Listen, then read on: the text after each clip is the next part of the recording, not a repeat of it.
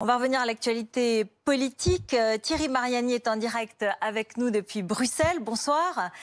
Vous êtes député européen du Rassemblement national et vous êtes rentré hier soir d'un déplacement en Syrie au cours duquel vous avez rencontré Bachar el-Assad et vous y avez emmené avec vous plusieurs responsables du Front National. Mais vous avez du coup fait un tweet qu'on va voir avant de répondre à ma première question où on vous voit attablé à un restaurant avec Nicolas B, l'autre député européen, et vous dites à Sednaya, bonne surprise dans le restaurant qui nous propose un Côte du Rhône.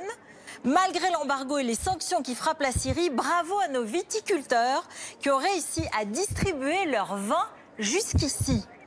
Or, cette photo, elle est donc prise à quelques encablures d'une prison réputée avoir pendu jusqu'à 50 personnes par nuit, selon Amnesty International. 13 000 personnes pendues en secret depuis 5 ans.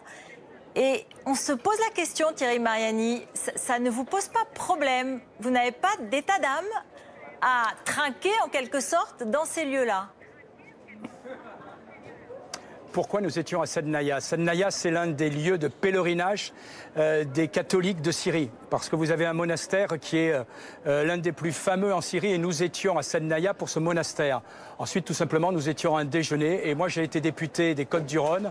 Chaque fois que je vois dans le monde des Côtes-du-Rhône, eh bien, je dis bravo à nos viticulteurs. Après, faire l'amalgame parce qu'il y a une prison à tel endroit, c'est vraiment franchement un mauvais procès. Nous étions à Sednaya parce que les chrétiens d'Orient qui se font massacrer en Syrie, eh bien, c'est leur principal lieu de pèlerinage. Voilà.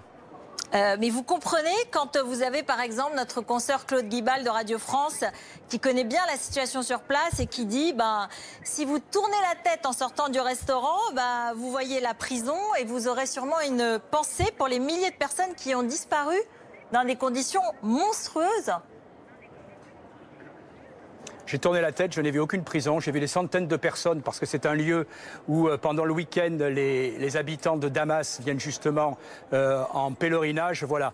Après, dans cette guerre, on est à 300 000 morts. Les 300 000 morts, ils sont de tous les côtés. J'oublie pas avant tout, et c'était pour cela que j'étais dans ce lieu-là, que les premières victimes, ça a été les chrétiens d'Orient qui ont été massivement massacrés.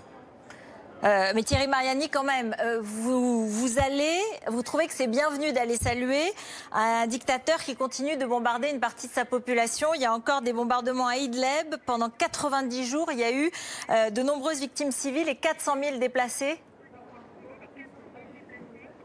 Qu'est-ce qu'il y a à Idlib en ce moment?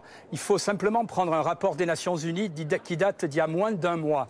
Que dit ce rapport des Nations Unies? Il dit Idlib est aujourd'hui le plus gros dépotoir au monde de combattants terroristes étrangers.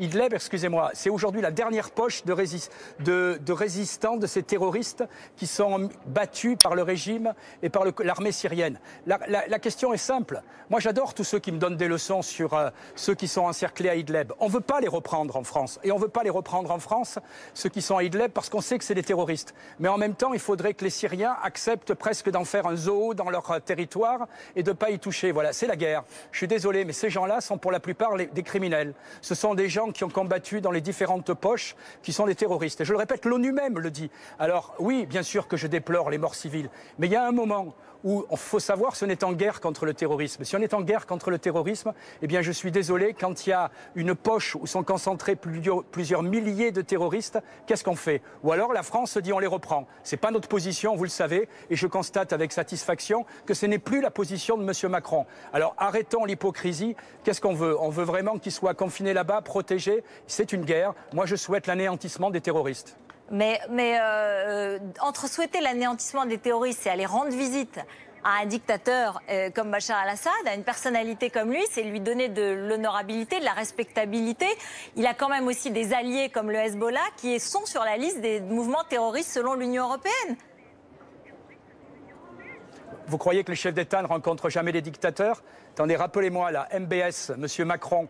MBS, c'est celui qui fait découper en morceaux ses opposants. Alors franchement, moi, si on veut donner des leçons sur les droits de l'homme, on les respecte totalement. Mais quand en même temps on fricote avec l'Arabie Saoudite ou le Qatar et qu'on explique qu'il ne faut pas rencontrer les gens de Syrie, je pense qu'il faut être cohérent. Voilà, c'est tout. Moi, je soutiens très clairement ce combat. Je regrette tous les crimes de guerre. Il y en a de tous les côtés. Mais dans ce combat, je serai toujours du côté de ceux qui combattent le terrorisme parce qu'indirectement, ils combattent aussi pour la la sécurité de la France. Alors MBS, c'est le dirigeant de l'Arabie Saoudite, Mohammed Ben Salman, que vous évoquez. Mais vous avez dénoncé, vous comme les autres du Rassemblement national, à l'occasion du drame de Villeurbanne, il y a 48 heures, la mauvaise gestion des migrants, le laxisme des autorités sur la migration. Mais est-ce que vous ne vous dites pas quand même que malgré tout, le régime syrien, par la cruauté de sa réaction à la révolution, aux premières manifestations, n'est pas aussi à l'origine de ces afflux de migrants, de ces vagues de migration? Si autant de civils ont quitté leur pays dans cette situation, c'est bien que la situation était absolument invivable. N'en est-il pas lui aussi, et peut-être au premier rang, responsable? Non, non, et j'assume totalement mes propos. Tout le monde a oublié quand même au début de la guerre toutes ces vidéos où on voyait un pilote brûlé dans une cage, où on voyait des soldats écrasés par des chars, où on voyait des chrétiens égorgés. Oui, c'est après, mais ça c'est la guerre. Je veux dire, aujourd'hui, si les gens fuient la Syrie, c'est aussi à cause de ça. Par contre, j'ai vu aujourd'hui la Syrie qui commence à se reconstruire, où les gens commencent à revenir, où les zones qui avaient été effectivement dévastées commencent à être rebâties. Et aujourd'hui, sincèrement, si on veut que les réfugiés reviennent en Syrie, eh bien la meilleure chose, c'est d'avoir la paix. Et regardons-nous aussi un peu dans une glace. Regardons ce qui s'est passé il y a quelques années en Irak. Regardons ce qui s'est passé en Syrie. Est-ce que l'Occident, quand elle a armé certains terroristes, quand elle a attisé certains, j'allais dire, conflits dans cette guerre, est-ce qu'on n'a pas aussi une responsabilité ? En même temps, quel message vous voulez finalement faire passer en allant à Damas, alors même que Emmanuel Macron fait une ouverture vers la Russie pour essayer d'apaiser un peu le climat, alors que effectivement il y a une tentative un petit peu d'apaisement de la part de l'Occident vis-à-vis de ce conflit? Alors, Emmanuel Macron fait une ouverture sur la Russie. Ça demande à être confirmé, mais je l'applaudis des deux mains si elle est réalisée. Je vous ferai remarquer qu'au Rassemblement national et à titre personnel, on la demande depuis des années, depuis 2014. Ensuite, sur la Syrie, aujourd'hui, chacun a compris que la guerre sera gagnée par le gouvernement.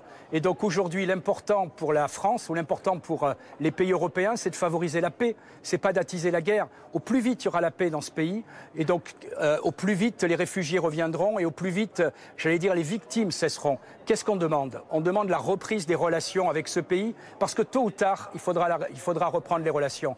Je demandais la reprise des relations avec la Russie et le climat était bien, heureusement, bien moins, j'allais dire, tendu. Vous verrez que dans les années à venir qui suivront la victoire des Syriens, eh bien, nous reprendrons les relations avec la Syrie. Autant le faire très vite. Et puis je rajoute, la France avait en Syrie un rôle important. Vous savez, la moitié des membres du gouvernement parlent français, la nomenclature assyrienne parle français. Au plus vite on reprend ces relations, au plus vite le rôle de la France ne sera pas complètement oublié dans cette zone. Comment est-ce qu'il faut éviter et permettre que les Syriens restent chez eux aujourd'hui, lorsqu'on voit qu'effectivement, souvent, ces phénomènes migratoires suscitent des réactions d'inquiétude, d'incompréhension, même si le nombre de migrants reçus dans chaque pays n'est pas si important? Est-ce que vous croyez que c'est la solution, que Bachar el-Assad est celui qui va permettre de garder son peuple sur son territoire alors qu'il les bombarde, notamment par des bombardements aériens? Je vous répète qu'il bombarde aujourd'hui, selon l'ONU, le plus grand dépotoir de combattants terroristes étrangers au monde. Il ne bombarde pas des gens qui se baladent dans la rue. Bien sûr qu'il y a des civils innocents. Je vous rappelle aussi qu'à Idlib, l'armée syrienne a ouvert des couloirs humanitaires. Si les terroristes s'en servent comme bouclier, voilà, il y a un moment où effectivement, il y a des victimes civiles, c'est horrible. Mais je vous rappelle qu'il y a eu la même chose à Raqqa et à Mossoul quand les forces alliées ont repris ces deux villes. Ensuite, aujourd'hui, si on veut arrêter effectivement ce flot de réfugiés, entre parenthèses, les Syriens ne sont pas les plus importants en Europe. Si on veut arrêter ce flot de réfugiés, eh bien c'est la paix. Et aujourd'hui, la paix se fera avec le gouvernement actuel. Quand on a gagné la guerre, on ne laisse pas le pouvoir à un autre. Merci beaucoup, merci d'avoir été en direct avec nous, Thierry Mariani. Merci. Dans un instant, c'est notre rendez-vous face à Duhamel. Et ce soir, c'est Sophia Chikirouï, communicante politique, conseillère en communication politique, qui avait fait notamment la campagne électorale de Jean-Luc Mélenchon. On va parler de la rentrée d'Emmanuel Macron. Est-elle vraiment réussie alors qu'il y a certains chantiers sociaux qui restent brûlants?